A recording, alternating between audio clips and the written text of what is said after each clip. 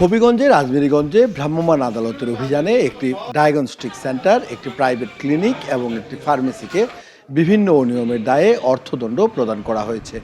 একই সঙ্গে X ray room সিলগালা ও এক চিকিৎসককে সিজারিয়ান অপারেশন না করার নির্দেশ দেওয়া হয়। সোমবার দুপুরে উপজেলা নির্বাহী কর্মকর্তা নিবিড় রঞ্জন তালুকদারের নেতৃত্বে এ অভিযান পরিচালিত হয়।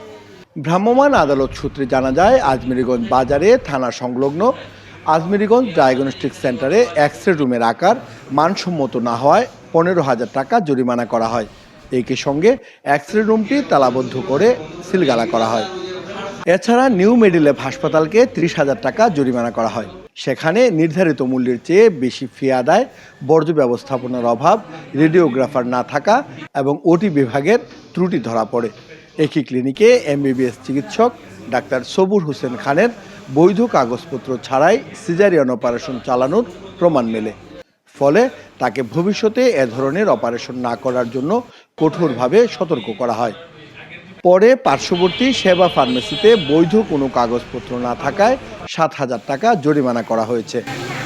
অভিযানে সহযোগিতা করেন সিভিল সার্জন ডাক্তার রত্নদীপ বিশ্বাস, আজমেরীগঞ্জ উপজেলা স্বাস্থ্য কর্মকর্তা doctor Iqbal Hossain, senior medical technologist Nikhil Ranjan Sharma এবং উপজেলা sanitary inspector Amjad Hossain.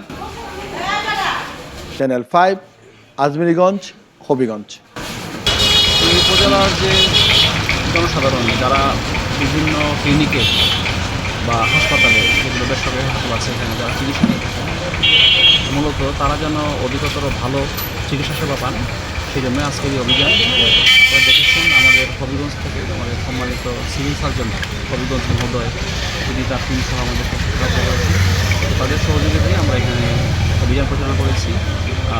Mobile court পরিচালনা হয়েছে, 3টি মামলা হয়েছে। একটি মামলায় 15,000 টাকা, আরেকটি মামলায় 30,000 টাকা এবং আরেকটি মামলায় 7,000 টাকা অর্থদণ্ড দেওয়া হয়েছে। ধন্যবাদ সবাইকে।